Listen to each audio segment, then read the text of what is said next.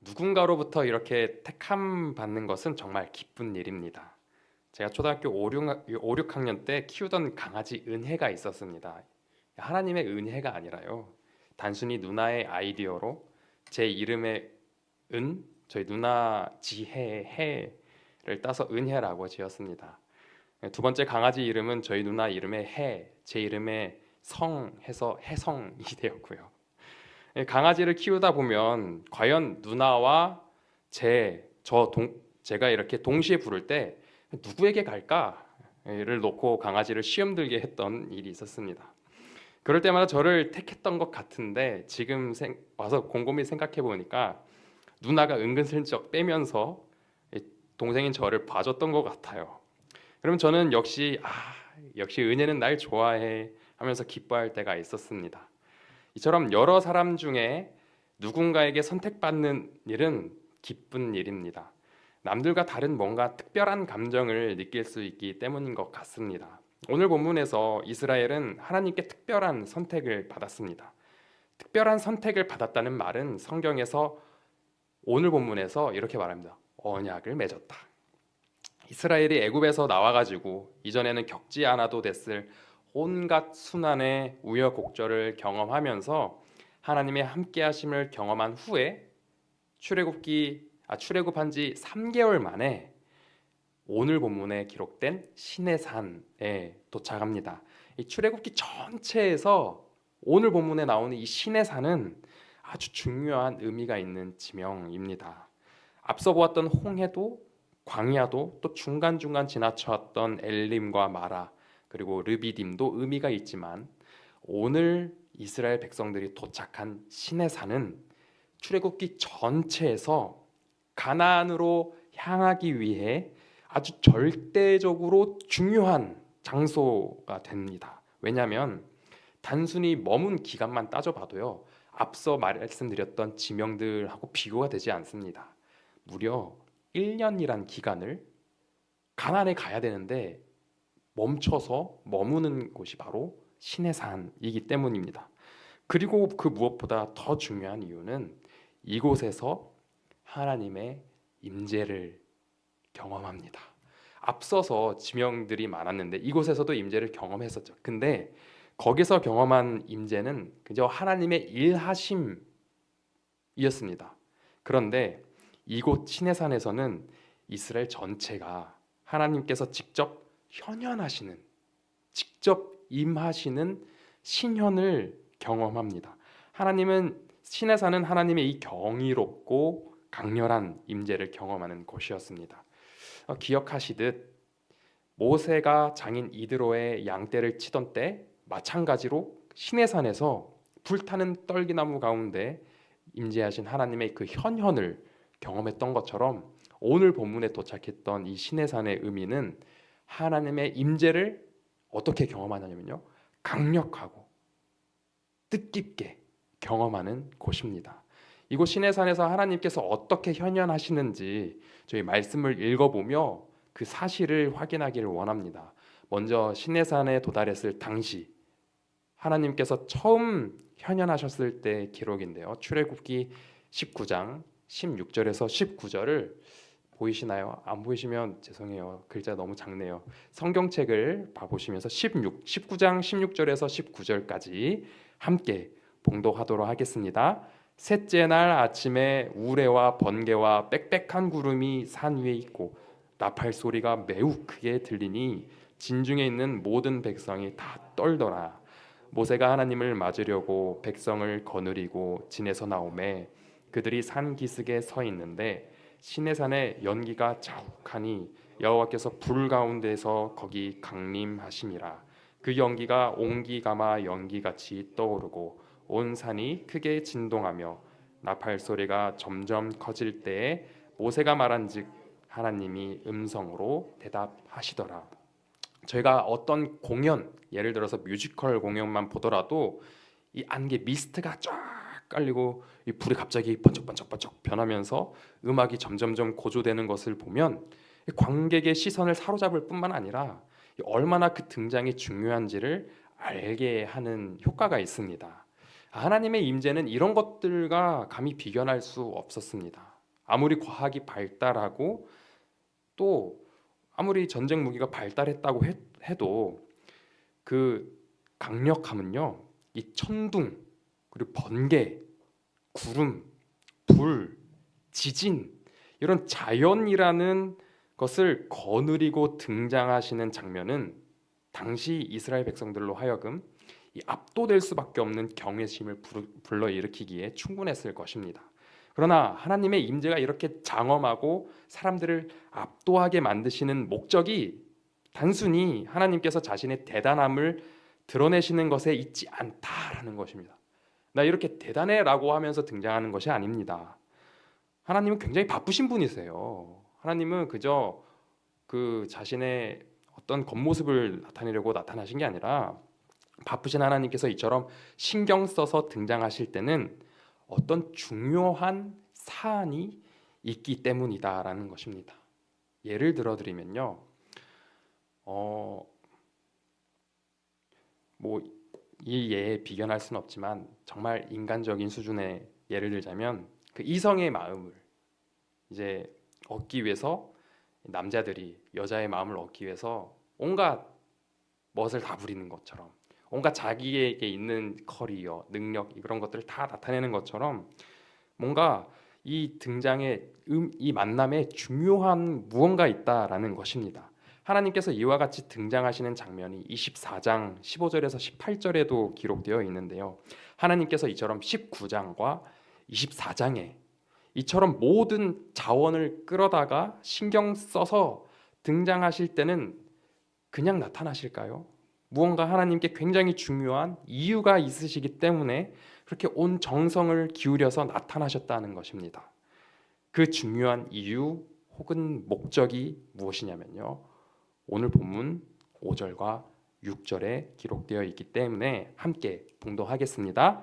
세계가 다 내게 속하였나니 너희가 내 말을 잘 듣고 내 언약을 지키면 너희는 모든 민족 중에서 내 소유가 되겠고 너희가 내게 대하여 제사장 나라가 되며 거룩한 백성이 되리라.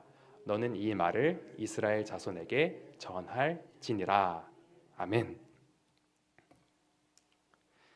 여기서 가장 중요한 부분이 어딜까요? 1번부터 1번까지가 있는데요. 몇 번이죠? 네, 1번입니다. 모두 맞추셨네요. 이렇게 언약을 지키면이 가장 중요한 부분입니다. 하나님은 이스라엘과 새 언약을 맺으시기 위해 그렇게 모든 정성을 기울여 등장하신 것입니다. 하나님께서 자신께서 특별히 택하신 이스라엘 백성들과 언약 관계를 맺으시기 위해 그렇게 공들여서 나타나신 것이죠. 하나님께서 이스라엘과 언약 관계를 맺으시는 것은 이전에 말로만 했던 그 관계를 공식적으로 딱 규정하기 위해 하신 것입니다. 하나님께서 이스라엘과 언약 관계를 맺으신 것은 그런 뜻이 있죠. 아무 관련이 없었는데 관계를 맺으시는 것이 아니라 이미 이스라엘은 이전에도 하나님의 백성이었습니다. 그런데 이제는 공식적으로 확증하는 의미가 있는 것이죠. 마치 두 남녀가 연애만 하다가 이제는 결혼으로 서로 언약을 맺는 것처럼 확증하는 의미가 있습니다. 연애 때도 둘 사이의 관계가 의미가 있었죠. 그러나 이 혼인 서약을 하고 나면 이 둘의 관계는 한 단계 더 깊은 관계로 들어가는 것입니다. 지금 시내산에서 일어날 일들이 이처럼 중요한 의미를 가지고 있다는 것입니다. 일생일대에 한 번밖에 없는 아주 중요한 일을 위해 하나님께서 인간이 감당할 수 있는 수준의 정도에서 가장 강력하게 신경 쓰셔서 등장하신 것입니다. 하나님은 모든 것을 계획하셨습니다. 이스라엘의 출애굽부터 그들이 겪게 될 모든 여정, 그리고 바로 오늘의 언약의 타이밍까지 모두 완벽하게 스케줄을 계획하셨습니다. 언약을 아무 때나 맺지 않으시고 이 특정한 타이밍을 두신 것이죠. 이스라엘의 인생이 새로운 국면으로 접어드는 중요한 순간을 가장 의미 있고 가장 특별하게 하나님께서 계획하신 것입니다. 그 타이밍이 19장 4절에 기록되어 있는데요. 함께 봉독하겠습니다. 내가 애굽 사람에게 어떻게 행하였음과 내가 어떻게 독수리 날개로 너희를 업어 내게로 인도하였음을 너희가 보았느니라. 아멘. 하나님은 출애굽기 19장 이전에도 어느 때도 언약이 하나님께서는 19장 이전에 출애굽기 19장 이전에 그 어느 때도 언약에 대해서 직접적으로 언급하신 적이 한 번도 없으십니다. 언약이라는 말이 오늘 처음 나오는 거예요. 하나님은 이스라엘을 시내산으로 인도하실 때까지 그 타이밍을 미뤄두고 계셨던 거예요. 언약하고 싶은데 이때까지 미뤄두신 것이죠. 이 타이밍을 왜 이때로 맺으셨냐면요. 저도 그 문헌을 좀 참고를 했는데요. 카터 그린버그라는 신학자가 이 질문에 초기 기독교 시대의 출애굽기에 관한 할라카이 미드라시가 대답한 것을 인용합니다. 화면에 인용문을 띄웠는데요. 제가 읽어드리겠습니다. 토라는 왜 10계명으로 시작하지 않았는가? 한 가지 비유가 그것을 설명해 줄 것이다. 어떤 사람이 한 나라에 들어가서 나를 당신들의 왕으로 삼아 주십시오 라고 말했다. 백성들은 당신은 우리가 당신을 우리의 왕으로 삼을 만한 어떤 일을 했소? 그러자 그는 성을 세웠고 수로를 만들었고 그들을 위해서 전쟁을 했다. 그러고 나서 그는 그들에게 나를 당신들의 왕으로 삼아 주십시오 라고 말했다. 그때 그들은 예, 좋습니다 라고 말했다. 그러므로 하나님은 이스라엘을 애굽에서 자유케 했고 그들을 위해 바다를 갈랐으며 메추라기로 그들을 먹였으며 그들을 위해서 아말렉과 싸웠다. 그러고 나서 그들에게 나를 당신들의 왕이 되게 하시오라고 말했다. 그때 그들은 예, 좋습니다라고 대답했다. 하나님께서 언약을 맺으신 타이밍은 이 출애굽 때도 홍해를 가르신 때도 만나와 메추라기를 경험했을 때도 전쟁에서 승리를 경험했을 때도 아니었습니다. 이 일련의 모든 과정을 경험한 후에 하나님의 현현이 있을 곳으로 시내산으로 인도하셨고 이곳에서 언약을 맺으십니다. 이런 신뢰가 쌓여 있는 가운데 이스라엘은 하나님께서 내미신 언약으로의 초대와 부르심에 네, 좋습니다라고 반응할 준비가 된 것입니다. 그리고 하나님의 언약으로의 초대에 긍정으로 반응한 이스라엘은 어떻게 되냐면요. 언약에 긍정으로 반응한 이스라엘은 하나님과 더 깊은 관계로 들어갑니다. 이스라엘은 오늘 본문 이전에도 이미 하나님께서 그들을 내 백성, 나의 아들이라고 칭하시기도 했습니다. 그러나 여기서 언약의 중요성이 나타나죠. 언약의 중요성은 하나님과 이스라엘이 이전과 다른 새로운 관계로 들어가게 되었다라는 것입니다. 더 친밀한 관계를 맺게 된 것이다라는 겁니다. 언약은 하나님과 더 친밀한 관계를 맺는 것입니다. 이스라엘이 가나안에 들어가는 그 바쁜 여정 가운데 시내산에 꼼짝 않고 1년 동안 머문 것은 그만큼 그곳에서 일어나는 일들이 중요하다라는 것입니다. 다시 말씀드리면 이 시내산에서의 1년이 없으면 가나안에 들어가지 못한다는 것입니다. 그러면 이 시내산에서의 1년에서 가장 중요한 가르침은 무엇일까요? 그것은 하나님과 이스라엘의 관계였습니다. 그리고 하나님은 이 관계를 통해 무엇을 하시고자 하시냐면요. 이스라엘과 진짜 형식적인 관계가 아니라 살아 숨쉬는 인격적인 관계를 원하셨던 것입니다. 하나님은 이스라엘과 진정한 교제, 인격적인 교제를 원하셨던 겁니다. 오늘 본문 출애굽기 19장 바로 뒤 20장에 보시면요. 성경책에 보시면요. 오늘 본문에는 언약이 있고요. 오늘 본문 19장엔 언약이 있고요.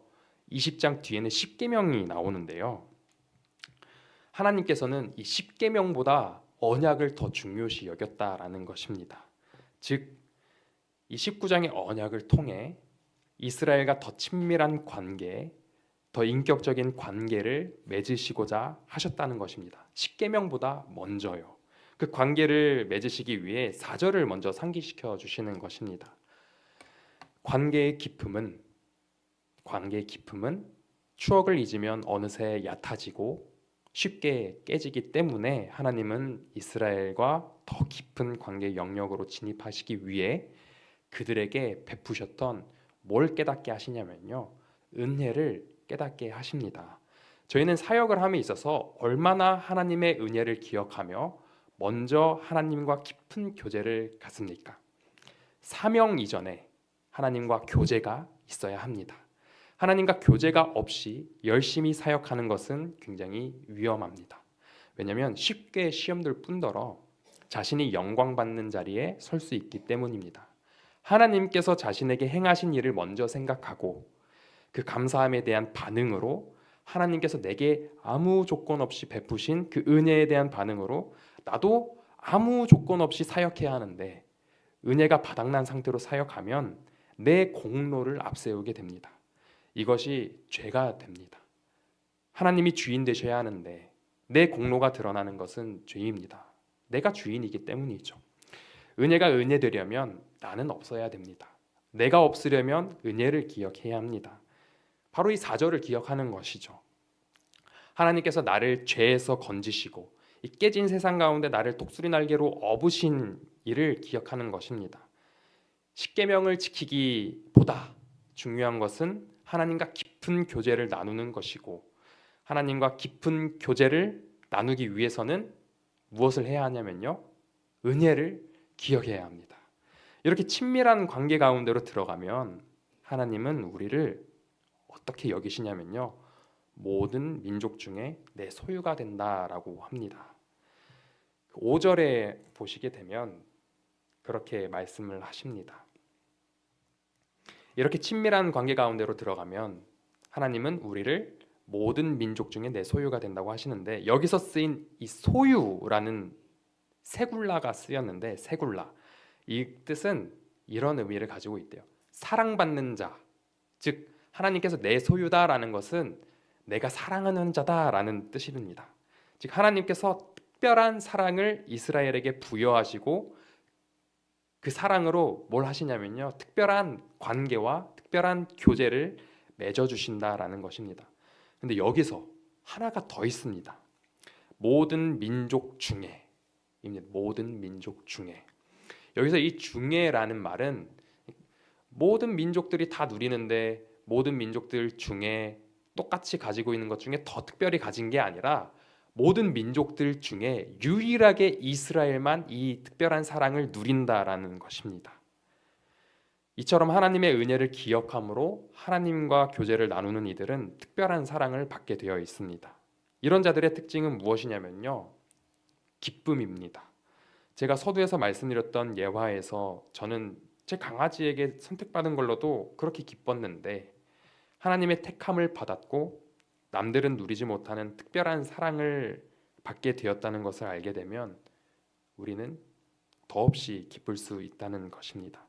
이처럼 우리의 사역보다 하나님과의 교제가 우선되어야 하는 이유가 교제로 기쁨을 알고 그 기쁨으로 사역을 할 수 있기 때문입니다. 하나님과 교제의 기쁨 없이 이 사역의 보람으로 기쁨을 얻으면 안 됩니다. 이 기쁨을 우리는 경계해야 하죠. 이 기쁨은 언제든지 우리를 교만하게 할 수 있고요, 결국 스스로 시험에 들게 할 수 있습니다. 이렇게 하나님과 특별한 관계 가운데 하나님과 교제하며 기쁨을 얻게 된 이스라엘은 어떤 존재가 되냐면요, 6절에 기록된 대로 제사장 나라, 거룩한 백성이 됩니다. 저희 함께 6절을 봉독하겠습니다. 너희가 내게 대하여 제사장 나라가 되며 거룩한 백성이 되리라. 너는 이 말을 이스라엘 자손에게 전할지니라. 아멘. 먼저 제사장 나라에 대해서 살펴보면요, 이 제사장 나라에 대한 몇 가지 견해가 있습니다. 그 첫 번째는 하나님과 세상 사이를 맺는 가교 역할의 중재적 역할이라는 견해도 있고, 제사장의 역할이 여호와께 제사를 드릴 수 있는 역할이라는 의미에 집중을 해서 하나님께 직접 나아갈 수 있다라는 의미가 있습니다. 근데 저는 이 후자의 뜻이 이 본문의 상황에 더 적합하다고 생각을 합니다. 왜냐하면 이 제사장이 남들과 구별된 이유는 하나님 앞에 설 수 있다는 것입니다. 즉 이 시내산에서는 하나님께서 무엇을 하시냐면요, 이스라엘에게 현현을 하시는 것입니다. 즉 하나님의 임재 가운데로 들어갈 수 있는 부분을 강조하고 있다라고 생각하는 것입니다. 그리고 오늘 본문에서 이 시내산에서 가장 중요한 언약이 있었는데, 그 언약에서 또 가장 중요한 부분이 두 번째 부분입니다. 거룩한 백성이 되는 것입니다. 하나님은 아브라함을 통해 이스라엘을 뭘로 만드실 거라고 하셨냐면요, 큰 민족을 이루리라 라고 말씀을 하셨습니다. 여기서 이 큰 민족이라는 건 위대한 민족이라는 뜻을 가지고 있습니다. 그런데요, 하나님은 이 위대한 민족에 더해서 이스라엘이 어떤 민족이 되기를 바라셨냐면 거룩한 백성이 되기를 바라셨습니다. 시내산에서 맺은 언약으로 하나님과 더 친밀한 관계로 들어간 이스라엘은 위대할 뿐만 아니라 거룩한 백성이 된다라고 합니다. 하나님과 친밀한 교제 가운데 있는 성도는 거룩한 특징이 있습니다. 우리 주변에 많은 부흥의 사례들이 있죠. 양적으로 부흥해서 교회가 잘 돼서 교회 건물도 새로 짓고 화려한 성전에 입당하는 것을 봅니다. 그리고 사람들은 흔히 이것을 부흥이라고 합니다. 그러나 진정한 부흥은 이런 외적 성장이 아니라 하나님의 그 언약 가운데로 들어가서 친밀한 교제를 누리고 하나님의 그 택하심을 받았다는 그 기쁨으로 하나님의 특별한 사랑을 누려 무엇이 되는 거냐면요, 제사장 나라와 거룩한 백성이 되는 것입니다. 진정한 부흥은 제사장 나라, 거룩한 백성입니다. 즉 하나님께 예배드리는 예배 공동체이고 내부에서부터 성화를 이루어가는 것입니다. 이 모든 일은 하나님과의 이 특별한 언약 관계 안에서 이루어집니다. 진정한 부흥은 하나님과의 관계, 친밀한 그 교제 속에서 이루어지게 된다는 것입니다. 하나님과 친밀한 교제를 이루는 사람들은요, 그 교제에서 기쁨을 누리며 사역하게 되고, 이 사역은 결국 무엇을 의미하냐면요, 보이지 않는 곳에서 보이는 곳에서 작은 섬김, 큰 헌신 모두 통틀어서 우리가 왜 그런 사역들을 하죠? 하나님을 예배하기 위함입니다. 진정한 부흥은 예배의 회복입니다. 공동체로 드리는 예배뿐만 아니라 우리 삶의 예배가 하나님께서 받으시기에 합당한 예배로 회복되는 것입니다. 하나님께서 받으시기에 합당하려면 우리는 거룩해야 합니다. 구별되어야 하는 것이죠. 모든 민족 중에 하나님의 소유가 되어야 하는 것입니다. 하나님의 소유가 되려면 하나님께서는 5절에 이렇게 말씀을 하셨습니다. 저희 함께 5절을 찾아서 읽어볼까요? 세계가 다 내게 속하였나니 너희가 내 말을 잘 듣고 내 언약을 지키면 너희는 모든 민족 중에서 내 소유가 되겠고, 하나님은 언약을 지키면 이전에 내 말을 듣고라는 부분이 있습니다. 성도님들, 하나님의 말씀을 듣는 것은 어떤 방법이 있습니까? 하나님의 말씀을 듣는 방법은 두 가지가 있습니다. 말씀을 읽는 것이고요, 기도를 하는 것입니다. 저는 이 부분에서 저희가 하고 있는 제자 훈련에서 텐텐텐이라는 것의 의미를 또 더 깊이 깨닫게 되었습니다. 우리가 이 하나님의 말씀을 듣는 것은 그저 내 유익이 아니라 하나님과 더 깊은 교제로 들어가서 우리의 예배가 회복되는 것이구나, 진정한 우리 삶의 주인이 하나님이라는 것이 나타날 수 있는 것이구나 라는 것을 깨닫게 되었습니다. 우리는 하나님의 소유가 될 때 우리는 그 특별한 사랑을 누릴 수 있고 하나님의 임재 가운데 참여할 수 있으며 세상과 구별된 거룩한 이들이 될 수 있습니다. 성도님들, 우리 모두 하나님께서 특별하게 선택하셨다는 기쁨을 기억하며 무엇보다 하나님과 진한 교제를 맺으며 하나님의 소유요, 제사장 나라요, 거룩한 백성됨을 누리시기를 간절히 소망합니다.